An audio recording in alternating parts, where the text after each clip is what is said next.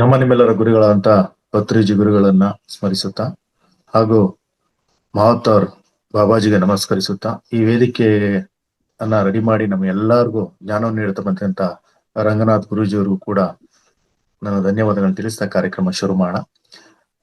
Manorama madam ಹೇಳ್ತಾ ಇದ್ದ class ತುಂಬಾ ಅದ್ಭುತವಾಗಿರ್ತದೆ.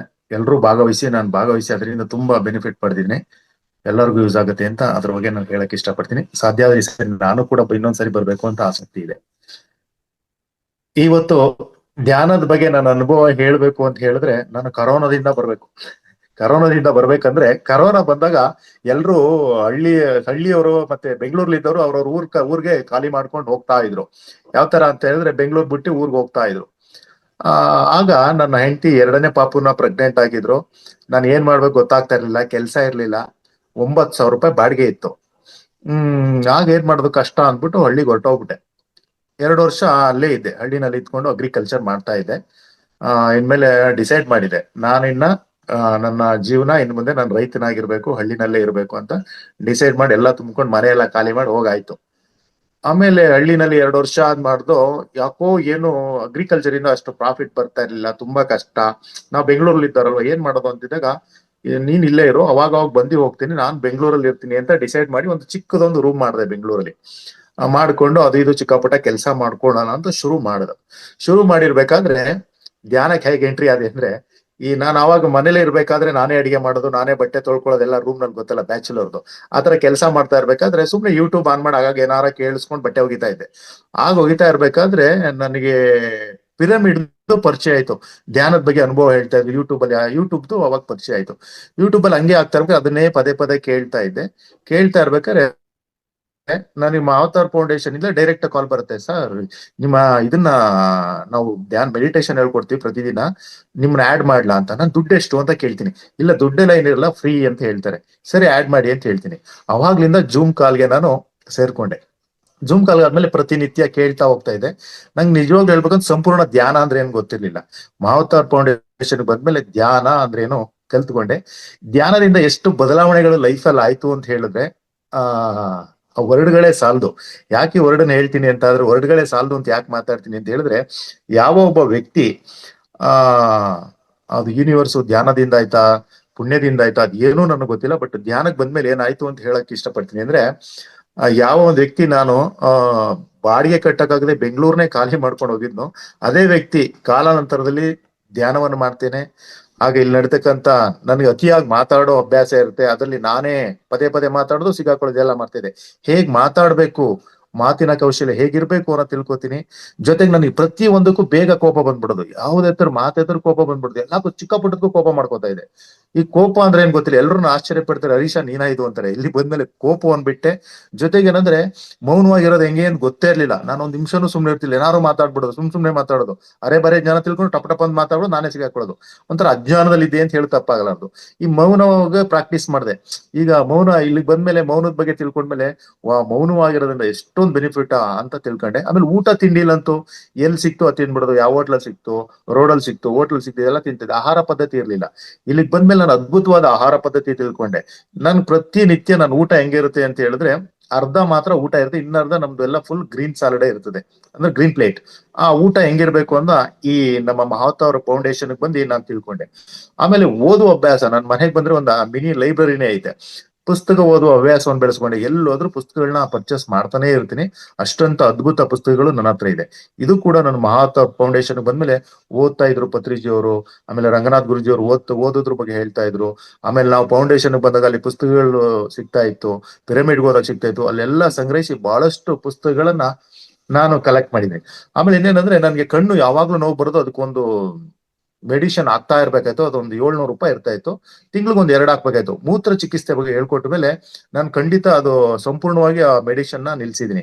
ಮೂತ್ರ ಚಿಕಿತ್ಸೆ ನಾನು ಶುರು ಮಾಡಿದ್ಮೇಲೆ ಯಾವುದೇ ರೋಗ ಇಲ್ಲ, ಏನೇ ಇರ್ಬೋದು. ಈಗ ಐ ಆಮ್ ಹೆಲ್ತಿ ಫುಲ್ 100% ಅಂತ ಹೇಳಕ್ ಇಷ್ಟಪಡ್ತೀನಿ.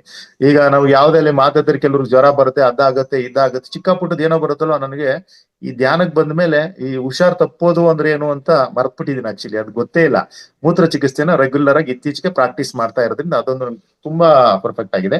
ಜೊತೆಗೆ ಅವಾಗ ಅವಾಗ ನನಗೆ ಚೆಸ್ಟ್ ಪೈನ್ ಬಂದ್ಬಿಡೋದು, ಭಯ ಆಗ್ಬಿಡೋದು, ಹಾರ್ಟ್ ಪ್ರಾಬ್ಲಮ್ ಏನೋ ಅದೇನೋ ಇದೇನೋ ಅಂತ ಕೆಲವೊಂದು ಮರ್ಮ ಚಿಕಿತ್ಸೆ ಹೇಳ್ಕೊಟ್ಮೇಲೆ ತುಂಬಾ ವರ್ಷಗಳಿಂದ ಅದೆಲ್ಲ ಮಾಡ್ಕೊಂಡ್ಮೇಲೆ ಅದೆಲ್ಲ ಮರ್ತೋಗ್ಬಿಟ್ಟಿದೆ. ಏನಾರು ಆಯ್ತು ಅಂತ ಹೇಳಿದ್ರೆ ಕೆಲವು ಮುದ್ರೆಗಳು ಹೇಳ್ಕೊಟ್ಟಿದ್ರೆ ಆ ಮುದ್ರೆಗಳನ್ನ ಪ್ರಾಕ್ಟೀಸ್ ಮಾಡ್ತೀನಿ. ಜೊತೆಗೆ ಮರ್ಮ ಚಿಕಿತ್ಸೆ ಅದನ್ನೆಲ್ಲ ಮಾಡೋದ್ರಿಂದ ನಾನು ತುಂಬಾ ಖುಷಿಯಾಗಿದ್ದೀನಿ ಅಂತ ಹೇಳಕ್ ಇಷ್ಟಪಡ್ತೀನಿ. ಹಾಗೆ ಮೇಡಮ್ ಹೇಳ್ದಂಗೆ ಟೆಲಿಪತಿ, ಈ ಬಲಮೆದುಳು ನಾವು ಹೇಗೆ ಸದುಪಯೋಗ ಪಡಿಸ್ಕೋಬಹುದು, ಈ ಕ್ಲಾಸ್ಗಳೆಲ್ಲ ಅಟೆಂಡ್ ಮಾಡಿದ್ಮೇಲೆ ರೇಖಿ ಈ ತರ ಎಲ್ಲ ಫೌಂಡೇಶನ್ ಅಲ್ಲಿ ನಡೆಯೋ ಎಲ್ಲಾ ಕ್ಲಾಸ್ಗಳನ್ನ ಅಟೆಂಡ್ ಮಾಡಿದ್ಮೇಲೆ ಆ ಜೀವನಕ್ಕೆ ನಾವು ತುಂಬಾ ಜೀವನ ಅಂದ್ರೆ ಆಕ್ಚುಲಿ ಬೇಯಿಸಿದ ಕಡ್ಲೆಕಾಯಿ ತರ ಅಂತೆ, ಅದು ನಾನು ಕಬ್ಬಿಣದ ಕಡ್ಲೆಕಾಯಿ ಮಾಡ್ಕೊಬಿಟ್ಟಿರ್ತೀವಿ.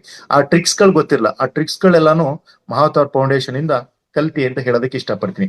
ಜೊತೆಗೆ ಇನ್ನೇನಪ್ಪಾ ಅಂತ ಹೇಳಿದ್ರೆ ಇಲ್ಲಿ ಪ್ರತಿನಿತ್ಯ ನಮ್ಮ ಮಹಾವತಾರ್ ಫೌಂಡೇಶನ್ ಅಲ್ಲಿ ಪ್ರತಿನಿತ್ಯ ಸೀನಿಯರ್ ಮಾಸ್ಟರ್ಗಳು ಎಲ್ಲ ಜ್ಞಾನಿಗಳು ಬಂದು ಅವರ ಜ್ಞಾನವನ್ನ ಹಂಚೋದ್ರಿಂದ ನಾನು ಬಹಳಷ್ಟು ಜ್ಞಾನವನ್ನ ಪಡ್ಕೋತಾ ಇದ್ದೀನಿ. ಹೆಂಗಪ್ಪ ಅಂತ ಹೇಳಿದ್ರೆ ನಮಗೆ ನಮ್ಮದೇ ಆದ ಸೀಮಿತ ಜ್ಞಾನ ಇರುತ್ತೆ. ನಾವು ಹೆಂಗಿರ್ತೀವಿ ಅಂತ ಹೇಳಿದ್ರೆ, ಹೆಂಗಿದ್ದಪ್ಪ ಅಂತ ಹೇಳಿದ್ರೆ ಮುಂಚೆ ನಾವು ಬಾವಿ ಒಳಗೆ ಕಪ್ಪೆ ಅಂತೀವಿ. ನಾವು ಆಕ್ಚುಲಿ ಬಾವಿ ಒಳಗೆ ಕಪ್ಪೆಗಿಂತ ಲೋಟದೊಳಗಿರೋ ಕಪ್ಪೆ ಆಗ್ಬಿಟ್ಟಿದೆ ನಾನು. ಅಂದ್ರೆ ನಂದೇ ಪ್ರಪಂಚ ಇಷ್ಟೇ ಜ್ಞಾನ ಅಂತ. ಬಟ್ ಇಲ್ಲಿ ಪ್ರತಿನಿತ್ಯ ವರ್ಷಾನ್ಗಂಟ ಕೇಳಿ ಕೇಳಿ ಅದ್ರಲ್ಲಿ ಒಂದೊಂದೇ ಅಳವಡಿಸ್ಕೊಳ್ತಾ ಹೋದ್ಮೇಲೆ ನನಗೂ ಒಂದು ವಿಸ್ತಾರವಾದ ಜ್ಞಾನ ಇದೆ. ಈಗ ನಾನು ಹೋದ್ಮೇಲೆ ಎಲ್ಲಾರು ಮಾತಾಡಿದ್ರೆ ಹರೀಶನ್ ಮಾತು ಕೇಳ್ಬೇಕು ಅಂತ ತುಂಬಾ ದೊಡ್ಡವರು ನನ್ ಮಾತು ಕೇಳ್ತಾರೆ. ಅದಕ್ಕೆ ನನ್ಗೆ ತುಂಬಾ ಖುಷಿ ಆಗತ್ತೆ. ಆಮೇಲೆ ಹೀಗೆ ನಾನು ಫೈನಾನ್ಸಿಯಲ್ ಡಿಸಿಪ್ಲಿನ್ ಬಂದಾಗ ನನಗೆ ಫೈನಾನ್ಸಿಯಲ್ ಡಿಸಿಪ್ಲಿನ್ ಇರ್ಲಿಲ್ಲ. ಜೊತೆಗೆ ಏನಪ್ಪಾ ಅಂತ ಹೇಳಿದ್ರೆ ಬಡತನ, ದುಡ್ಡು ಅಂದ್ರೆ ಅಯ್ಯೋ ನಮ್ಮ ಮನೆ ಬರ್ನ ಇಷ್ಟೇನೋ ಮುಗಿದೋಗ್ಬಿಡ್ತೇನೋ ಇಷ್ಟೇ ಜೀವನ, ಹಿಂಗೆಲ್ಲ ಇತ್ತು. ಧ್ಯಾನದಿಂದ ಅದ್ ಏನ್ ಕನೆಕ್ಟ್ ಆಯ್ತೋ ಗೊತ್ತಿಲ್ಲ. ಆಮೇಲೆ ಒಂದು ಸಿನಿಮಾ ಪ್ರೊಡ್ಯೂಸರ್ 6 crore ರೂಪಾಯಿ 6 ಕೋಟಿ ರೂಪಾಯಿ ಪಿಕ್ಚರ್ ಮಾಡಿದೀನಿ.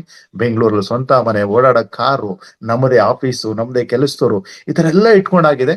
ಬಟ್ ಇದಕ್ಕೆಲ್ಲ ನನ್ಗೆ ಯಾರೇ ಗಾಡ್ ಫಾದರ್ ಇಲ್ಲ. ಜೊತೆಗೆ ಏನಪ್ಪಾ ಅಂದ್ರೆ ಫ್ಯಾಮಿಲಿ ಬ್ಯಾಕ್ ಗ್ರೌಂಡ್ ಇಲ್ಲ ನಮ್ಗೆ. ನಮ್ಮ ಅಪ್ಪನೂ ಕೂಡ ರೈತರು, ಅವಿದ್ಯಾವಂತರು. ಇದೆಲ್ಲ ಹೆಂಗಾಯ್ತಪ್ಪ ಅಂತ ಹೇಳಿದ್ರೆ ಯೂನಿವರ್ಸ್ ಈ ಧ್ಯಾನದಿಂದಲೇ ಆಯ್ತು ಅಂತ ನಾನು ಪದೇ ಪದೇ ಹೇಳೋದಕ್ಕೆ ಇಷ್ಟಪಡ್ತೀನಿ. ಯಾಕಪ್ಪ ಅಂತ ಹೇಳಿದ್ರೆ ಇವತ್ತು ನಂದು 2:45 ನಾನು ಇವತ್ತು ಎದ್ದಿರೋದು. ಅಷ್ಟೊತ್ತಿಂದನೂ ಒಂದು 3-3.5 ಅವರ್ ಧ್ಯಾನ ಮಾಡಿದ್ದೀನಿ.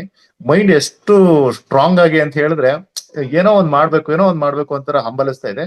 ಈ ಧ್ಯಾನ ಒಂದ್ ಇರ್ಲಿಲ್ಲ ಅಂದ್ರೆ ನಾನು ಅಜ್ಞಾನಿಯಾಗಿ ಸಮಾಜಕ್ಕೆ ಏನೋ ಬೇಡವಾದ ವ್ಯಕ್ತಿ ಆಗಿರ್ತಿದ್ದೇನೋ. ಇಂತಹ ಒಂದು ಫೌಂಡೇಶನ್ ಸಿಕ್ಕಿರೋದು ನನ್ನ ಪುಣ್ಯವೇನು ಅಂತ ಹೇಳೋದಕ್ಕೆ ನಾನು ಇಷ್ಟಪಡ್ತೀನಿ. ಜೊತೆಗೆ ನನ್ನ ಸ್ನೇಹಿತರಾಗಿರ್ಬೋದು, ನಮ್ಮ ಫ್ಯಾಮಿಲಿಗಳಲ್ಲಾಗಿರ್ಬೋದು, ಅಕ್ಕಪಕ್ಕದಲ್ಲಿ ನೋಡ್ತೀವಲ್ಲ, ಗಂಡ ಹೆಂಡತಿ ಅಂದ್ರೆ ಏನೋ, ಹೆಂಡತಿ ಅಂದ್ರೆ ಟಾರ್ಚರ್, ಮಕ್ಕಳಂದ್ರೆ ಟಾರ್ಚರ್ ಅಂತಾರೆ. ನನ್ನ ಹೆಂಡತಿ ಒಂದ್ ನನ್ ಪಾರ್ಟ್ ಅಂದ್ರೆ ಒಂದು ಗುಡ್ ಫ್ರೆಂಡ್, ಒಳ್ಳೆ ಹೆಂಡತಿ, ಒಳ್ಳೆ ಗೆಳತಿ, ಈ ತರ ಎಲ್ಲಾ ಸಂಬಂಧಗಳು. ನಾವ್ ಯಾವತ್ತೂ ಜಗಳ ಅನ್ನೋದೇ ಆಡಿಲ್ಲ. ನಮ್ನೆಲ್ಲಾ ನೋಡಿದಾರೆ ಅಂತಾರೆ, ಏನ್ ನಿಮ್ಮನೆ ಜಗಳ? ನಮ್ ಫ್ರೆಂಡ್ಸ್ ಗಳೆಲ್ಲ ಇರ್ತಾರೆ, ಅವ್ರವ್ರ ಹೆಂಡತಿ ಪ್ರಾಬ್ಲಮ್ ಹೇಳ್ತಾರೆ. ನನ್ನ ಹೆಂಡತಿ ಏನು ಹೇಳೋದ್ರ ಪ್ರಾಬ್ಲಮ್ ಇಲ್ವಲ್ಲ ಮನೆ. ಆಮೇಲೆ ಕೆಲವರು ಮನೆಗೆ ಯಾಕಪ್ಪ ಹೋಗೋದು ಅಂತಾರೆ. ನಾನ್ ಮನೆಯಿಂದ ಹೋಗೋದೇ ತುಂಬಾ ಲೇಟು, ಮನೆಗೆ ಹೋಗೋದು ತುಂಬಾ ಖುಷಿ ನನಗೆ. ಈ ಒಂದು ಸಡಗರ ನಾನು ಧ್ಯಾನದಿಂದ ಪಡ್ಕೊಂಡಿದೀನಿ ಅಂತ ಹೇಳ್ತಪ್ಪ ಅಲ್ಲಾರದು.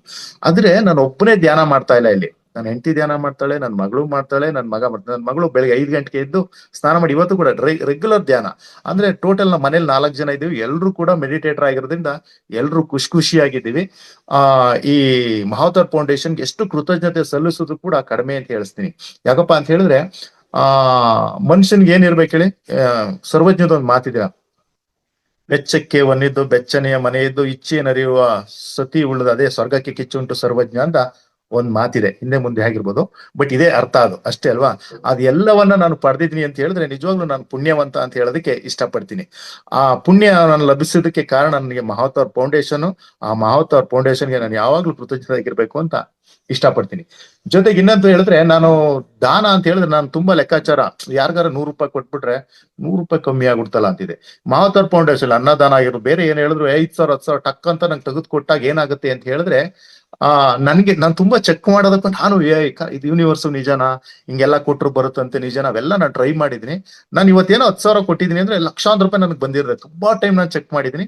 ಇದು ಅಶ್ವಿನಿ ಮೇಡಮ್ ಜೊತೆ ಹಂಚ್ಕೊಂಡಿದೀನಿ. ಇದು ನಮ್ಮ ವೈಫ್ಗೂ ಗೊತ್ತು. ನಮ್ಮ ವೈಫ್ ಏನಾರ ಅಂತ ಅಂದ್ರೆ ಅಲ್ಗಂದ ಫಸ್ಟ್ ಇಷ್ಟು ಕೊಟ್ಬಿಡ, ಅವರೇ ಟಕ್ ಅಂತ ಹೇಳ್ಬಿಡ್ತಾರೆ. ಈಗ ಹೆಣ್ಮಕ್ಳು ದುಡ್ಡು ಖರ್ಚು ಮಾಡಕ್ ಬಿಡಲ್ಲ, ಗೊತ್ತಿರ್ಬೋದು ನಿಮ್ಗೆ. ಎಸ್ಪೆಷಲಿ ಇದಿರ್ಲಿ, ನಾನು ಪುಣ್ಯವಂತ. ನನ್ನ ಹೆಂಡತಿ ಟಕ್ ಅಂತ ಹೇಳ್ಬಿಡ್ತಾರೆ, ಅಲ್ಗ ಇಷ್ಟು ಕೊಟ್ಬಿಡ್ರಿ ಅಂತ ಕೊಟ್ಬಿಡ್ರಿ. ಅವ್ರು ಹೇಳಕ್ಕಿಂತ ಮುಂಚೆ ನನ್ನ ಮೈಂಡಲ್ಲೂ ಆಗಿರುತ್ತೆ. ಅಂದ್ರೆ ಇದರಿಂದ ಏನ್ ತಿಳ್ಕೊಂಡೆ ಅಂತ ಹೇಳಿದ್ರೆ, ನಾವು ಗಳಿಸೋದನ್ನ ಒಂದು ಭಾಗವನ್ನ ಸಮಾಜಕ್ಕೆ ಕೊಡೋದ್ರಿಂದ ಇದರಿಂದ ನಮ್ಮ ಮನಸ್ಸು ತೃಪ್ತಿ ಆಗತ್ತೆ. ಯೂನಿವರ್ಸ್ ನಾವ್ ಏನ್ ಹಾಕ್ತಿವಿ ಅದಕ್ಕೆ 100 ಪಟ್ಟು ಕೊಡುತ್ತಂತೆ. ಉದಾಹರಣೆಗೆ ನಾನು ರೈತರ ಮಗ ಆಗಿದ್ದು, ನಾನು ಕೂಡ ಒಬ್ಬ ರೈತ ಆಗಿರೋದನ್ನ ಹೇಳಕ್ ಇಷ್ಟಪಡ್ತೀನಿ. ನಾವು ರೈತರು ಬಿತ್ತಬೇಕು, ಅದು ಚೆಲ್ಲಕ್ಕೆ ನಾನು ಚೆಲ್ ವೇಸ್ಟ್ ಆಗ್ಬಿಡುತ್ತಪ್ಪ, ಬಿತ್ತೋದ್ ಬೇಡ ಅಂತ ಹಿಂಗೆ ನಾನು ಕಟ್ಟಿಟ್ಕೊಂಡ್ರೆ ಎಲ್ಲಿ ಬೆಳೆ ಬೆಳೀತದೆ ಅಲ್ವಾ. ಅಂದ್ರೆ ನಾನು 10ರಷ್ಟು ಹಾಕಿದ್ರೆ ಅದು 1000ದಷ್ಟು ಬರುತ್ತದೆ, 1ರಷ್ಟು ಹಾಕಿದ್ರೆ 100ರಷ್ಟು ಬರುತ್ತೆ. ಅಂದ್ರೆ ನಮ್ಮಲ್ಲಿರೋ ಪ್ರೀತಿ, ತಾಳ್ಮೆ, ಕ್ಷಮೆ, ನಿಸ್ವಾರ್ಥತೆ, ದಾನ, ಧರ್ಮ ಇವುಗಳನ್ನೆಲ್ಲ ಮಾಡ್ತಾ ಇದ್ರೆ ಅದು ತುಂಬಾ ಅದ್ಭುತವಾಗಿ ಬರುತ್ತೆ. ಆ ದಾನ ಮಾಡಿದ್ರು ನಾನು ಏನ್ ತಿಳ್ಕೊಂಡೆ ಅಂತ ಹೇಳಿದ್ರೆ, ಅದನ್ನ ಎಲ್ಲಿಗ್ ಮಾಡ್ಬೇಕು ಅದು ಕೂಡ ನಾಲೆಡ್ಜ್, ಅದು ಇಂಪಾರ್ಟೆಂಟ್ ಅಂತ ನಾನು ತಿಳ್ಕೊಂಡೆ. ಅಂದ್ರೆ ಈ ತರ ಸಂಸ್ಥೆಗಳು ನೋಡಿ, ನಮ್ಮ ಮಹಾವತಾರ್ ಫೌಂಡೇಶನ್ ಯಾವುದೇ ಫೈನಾನ್ಸಿಯಲ್ ಎಕ್ಸ್ಪೆಕ್ಟೇಷನ್ ಇಲ್ಲದೆ, ಯಾವುದೇ ಡೊನೇಷನ್ ಇಲ್ಲದೆ, ಯಾವುದು ಇಲ್ಲದೆ, ನೀವು ನೋಡಿರ್ಬೋದು ಯೂಟ್ಯೂಬ್ ಅಲ್ಲಿ ಯಾರೋ ಒಬ್ರು ಬರ್ತಾರೆ, ಸ್ವಲ್ಪ ದಿನ ಏನೋ ಹೇಳ್ಕೊಟ್ರು ಅಂದ್ರೆ ಪುನಃ ಈ ಯೂಟ್ಯೂಬ್ ಚಾನಲ್ ನೀವು ಸಬ್ಸ್ಕ್ರೈಬ್ ಆಗ್ಬೇಕು, 399 ರೂಪಾಯಿ ಕಟ್ಟಬೇಕು ಅಂತಾರೆ. ನಾನು ಅದಕ್ಕೆ ತುಂಬಾ ಕಟ್ಟಿದ್ದೀನಿ ಕೆಲವೊಂದಕ್ಕೆ. ನೋಡಿ ಹಂಗಂದ್ರೆ ಎಷ್ಟು ಕೋಟ್ಯಾಂತರ ರೂಪಾಯಿ ಆಗಿರೋದು, ಅವ್ರು ಏನು ಎಕ್ಸ್ಪೆಕ್ಟೇಷನ್ ಇಲ್ಲ, ಇದು ಪ್ರತಿಯೊಬ್ಬರಿಗೂ ರೀಚ್ ಆಗ್ಬೇಕು ಅನ್ನೋ ಒಂದು ಅದ್ಭುತ ಕಲ್ಪನೆನ, ಒಂದು ಸೇವಾ ಮನೋಭಾವನ ಇಟ್ಕೊಂಡು ಮಾಡ್ತಾ ಇದ್ರೆ, ಇಂಥ ಒಂದು ಸೇವೆಯಲ್ಲಿ ನಾನು ಒಂದು ಭಾಗ ಆಗಿರೋದಕ್ಕೆ ನಂಗೆ ಪಾರ್ಟ್ನರ್ ಆಗಿದೆ, ಖುಷಿ ಪಡ್ತಾ ಇದ್ದೀನಿ. ಯಾಕಪ್ಪ ಪಾರ್ಟ್ನರ್ ಅಂತ ಹೇಳಿದ್ರೆ, ನಾನು ಪಾರ್ಟ್ನರ್ ಅಂತ ಒಂದು ಸಿನಿಮಾವನ್ನು ತೆಗ್ದಿದ್ದೀನಿ. ಈಗ ನಮ್ಗೆ ಅನ್ಸ್ಬೋದು ಏನು ಯೋಗಕ್ಕೂ, ಧ್ಯಾನಕ್ಕೂ, ಫೌಂಡೇಶನ್ಗೂ, ಸಿನಿಮಾಗೂ ಸಂಬಂಧನೇ ಇಲ್ವಲ್ಲ ಅಂತ. ಖಂಡಿತ ಸಂಬಂಧ ಇದೆ.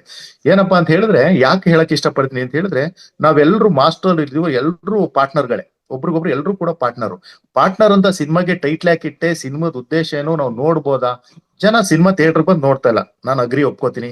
ಸಿನಿಮಾ ನೋಡ್ಬಾರ್ದು, ಖಂಡಿತ ಹೌದು. ಯಾಕೆ? ನಾನಾಗ್ಲಿ, ನನ್ನ ಅಮ್ಮ ಆಗ್ಲಿ, ನನ್ನ ತಂಗಿ ಆಗ್ಲಿ, ನನ್ನ ಮಗಳ ಜೊತೆ ಸಿನಿಮಾ ನೋಡಕ್ ಆಗ್ತಾ ಇಲ್ಲ. ಯಾಕೆ ನೋಡಕ್ ಆಗ್ತಾ ಇಲ್ಲ? ಅಲ್ಲಿರೋ ಅಶ್ಲೀಲ ಸಂಭಾಷಣೆಗಳು, ಎಕ್ಸ್ಪೋಸ್ಗಳು ನಮ್ಗೆ ಇರಿಟೇಟ್ ಮಾಡ್ತಾರೆ, ನನ್ನ ಮಗಳ ಜೊತೆ ಹೆಂಗ್ ನೋಡೋದು ಅಂತ.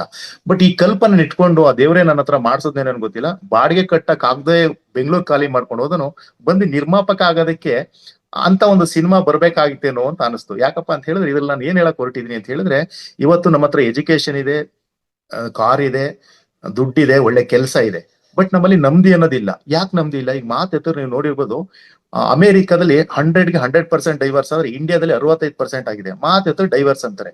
ಈ ನಮ್ಮ ಅಜ್ಜ, ಅಜ್ಜಿ, ತಾತ, ಅಪ್ಪ, ಅಮ್ಮ ಎಷ್ಟು ಚೆನ್ನಾಗಿ ಬದುಕ್ತಾ ಇದ್ರು. ಗಂಡ ಹೆಂಡತಿ ಅಂದ್ರೆ ಕಮಿಟ್ಮೆಂಟ್, ಸಾಯ ತನಕ ಪಾರ್ಟ್ನರ್, ಲೈಫ್ ಪಾರ್ಟ್ನರ್. ಆದ್ರೆ ನಾವು ಮಾತೆತ್ತರು ಡೈವರ್ಸ್ ಅಂತೀವಿ. ಡೈವರ್ಸ್ ಆದ್ಮೇಲೆ ಏನು? ಇದೆಲ್ಲ ಜೀವನ. ಇಂತ ಒಂದು ಅದ್ಭುತ ಎಳೆನ ಇಟ್ಕೊಂಡು ಇಡೀ ಫ್ಯಾಮಿಲಿ ಕುತ್ಕೊಂಡು ನೋಡಿ ಎಂಜಾಯ್ ಮಾಡ್ಬೇಕಾದ ಒಂದು ಪಾರ್ಟ್ನರ್ ಸಿನಿಮಾನ ನಾನು ಮಾಡಿದ್ದೀನಿ. Maximum August September release plan ಮಾಡ್ತಾ ಇದ್ದೀನಿ.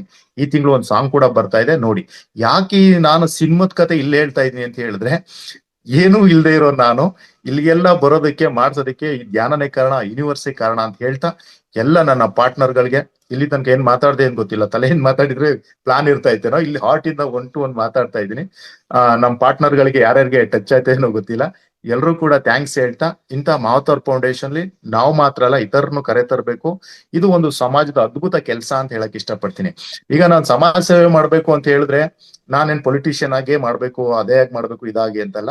ನಮ್ಮಲ್ಲಿ ಏನಿರುತ್ತೆ, ಈಗ ನೋಡಿ, ನಾವು 4 ಜನ ಧ್ಯಾನ ಕರ್ಕೊ ಬರೋದಾಗಿರ್ಬೋದು, ಇದ್ ಮಾಡ್ಬೋದು. ಆಮೇಲೆ ಇನ್ನೂ ಒಂದು ನಾನು ತುಂಬಾ ಅದ್ಭುತವಾಗಿ ಏನ್ ಹೇಳಕ್ ಇಷ್ಟಪಡ್ತೀನಿ ಅಂತ ಹೇಳಿದ್ರೆ, ಯಾರಿಗೆ ಏನ್ ಬೇಕಾದ್ರೂ ಸಾಧ್ಯ. ಏನೂ ಇಲ್ಲದ ನಾನು ಏನೇನೋ ಆಗಿರ್ಬೇಕಾದ್ರೆ ಇದು ಪ್ರತಿಯೊಬ್ಬರಿಗೂ ಸಾಧ್ಯ. ಹೌ ಇಸ್ ಪಾಸಿಬಲ್ ಅಂತ ಹೇಳಿದ್ರೆ, ನನ್ಗಿಂತ ಲೈವ್ ಎಕ್ಸಾಂಪಲ್ ನಿಮ್ಗೆ ಇಲ್ಲ ಅಂತ ಹೇಳಕ್ ಇಷ್ಟಪಡ್ತೀನಿ. ಯಾಕಪ್ಪ ಅಂತ ಹೇಳಿದ್ರೆ, ಕರೋನ್ ಬಿಫೋರ್ ನಾನು ಕತೆಗಳೆಲ್ಲ ಹೇಳ್ದೆ, ಘಟನೆಗಳೆಲ್ಲ ಹೇಳ್ದೆ. ಏನ್ ನಿರ್ಗತಿಕನಾಗಿ ಬಂದವನು ನಿರೂಪಕನಾಗಿ ಹೋಗಿದ್ದೀನಿ ಅಂತ ಅಂದ್ರೆ, ಆಗಿದ್ದೀನಿ ಅಂತ ಹೇಳಿದ್ರೆ ಅದಕ್ಕೆ ಧ್ಯಾನ ಕಾರಣ. ಇಂಥವ ಧ್ಯಾನದಲ್ಲಿ ಏನಪ್ಪ ಅಂತ ಹೇಳಿದ್ರೆ, ನಾವು ನಂಬಿಡ್ಬೇಕು, ಬ್ಲೈಂಡ್ ಆಗಿ ಯಾರೋ ಒಂದ್ ಕಡೆ ಏನೋ ಒಂದ್ ಕಡೆ ನಂಬಿಡ್ಬೇಕು. ನಮ್ ಗೋಲ್ ಏನಂತ ಹೋಗ್ತಾ ಇದ್ರೆ ತಾನಾಗೆ ಎಲ್ಲ ಯೂನಿವರ್ಸ್ ಕರ್ಕೊಂಡು ಹೋಗುತ್ತೆ. ಇಂಥ ಒಂದು ಅದ್ಭುತ ಜೀವನ, ಅದ್ಭುತ ಆರೋಗ್ಯ, ಆ ಒಂದು ಐಶ್ವರ್ಯ, ಆರೋಗ್ಯ, ಮತ್ತೆ ಎಲ್ಲವನ್ನು ಕೊಟ್ಟಿರುವ, ಒಂದು ಕೀರ್ತಿಯನ್ನು ಕೊಟ್ಟಿರುವ ಮಹಾವತಾರ್ ಫೌಂಡೇಶನ್ಗೆ ನಾನು ಯಾವಾಗ್ಲೂ ಕೃತಜ್ಞತೆ ಆಗಿರ್ತೇನೆ. ಹಾಗೂ ನನ್ನ ಸಿನಿಮಾದಲ್ಲಿ ಬಂದಂತಹ ಒಂದು ಲಾಭದ ಗಳಿಕೆ ಅಂತ ಏನಿರುತ್ತೆ, ಒಂದಿಷ್ಟು ಭಾಗವನ್ನ ಆ ಸಂಸ್ಥೆಗೆ ನೀಡಬೇಕು ಅಂತ ನಾನು, ನನ್ನ ಫ್ಯಾಮಿಲಿ ಡಿಸೈಡ್ ಮಾಡೋದ್ರಿಂದ, ತಾವೆಲ್ಲರೂ ಕೂಡ ಈ ಅದ್ಭುತವಾದ್ದು, ಖಂಡಿತ ನೀವೆಲ್ಲರೂ ಪ್ರತಿಯೊಬ್ಬರು ನೋಡ್ಲೇಬೇಕಾದಂತ ಸಿನಿಮಾ. ಇದನ್ನ ನೋಡಿ ಸಪೋರ್ಟ್ ಮಾಡಿ. ಸಂಸ್ಥೆಗೆ ನಾನು ಯಾವಾಗ್ಲೂ ಚಿರಋಣಿಯಾಗಿರ್ತೀನಿ ಅಂತ ಹೇಳಕ್ ಇಷ್ಟಪಡ್ತಾ, ನನ್ನ 2 ತೊದಲು ನುಡಿಗಳನ್ನ ಮುಗಿಸ್ತಾ ಇದ್ದೀನಿ. ಎಲ್ಲರಿಗೂ ನಮಸ್ಕಾರ. Thank you.